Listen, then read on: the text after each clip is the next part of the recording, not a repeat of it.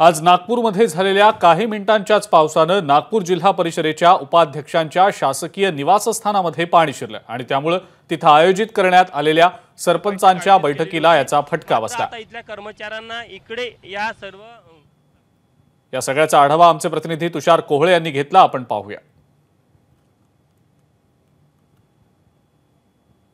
काही मिनिटांच्या पावसाने नागपूरमध्ये अनेक भागामध्ये पाणी साचलेलं आहे आणि याचा फटका जिल्हा परिषदच्या सत्ताधाऱ्यांना देखील बसलेला आहे।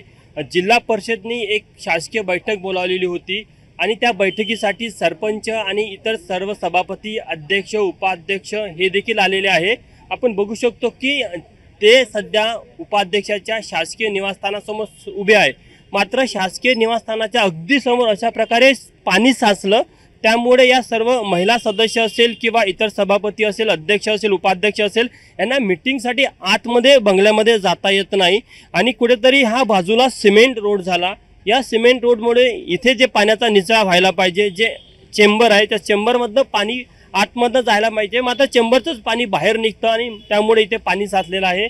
उपाध्यक्षापासून सुरुवात करूया, त्यांच्या बंगल्याची ही स्थिती आहे, काय कारण आहे असं ही वेळ आली की तुम्ही मीटिंगला जाऊ शकत नाही? ड्रेनेजची व्यवस्था नाही केल्यामुळे या सिमेंट रस्त्यामुळे ह्या पाणी माझ्या घरामध्ये गेलेलं आहे। नागपूर जिल्ह्यामध्ये चिकनगुनिया, डेंग्यूचं प्रमाण मोठ्या प्रमाणात आहे आणि जर शासकीय बंगल्यामध्ये जर पाणी जात असेल तर सामान्य माणसाच्या घराच्या समोरची काय अवस्था असेल हे आपण या ठिकाणी बघू शकता। साधारण जर का बघितलं तर अशा प्रकारे शासकीय यंत्रणेला देखील शासनाच्या चुकीच्या कामाचा फटका बसलेला आहे आणि मागच्या साधारण 1 तासापासून हे सगळे पदाधिकारी असेल, वेगवेगळे सरपंच असेल, हे या बंगल्याच्या बाहेर आहे आणि अजूनही त्यांच्या बैठकीला ते जाऊ शकत नाही।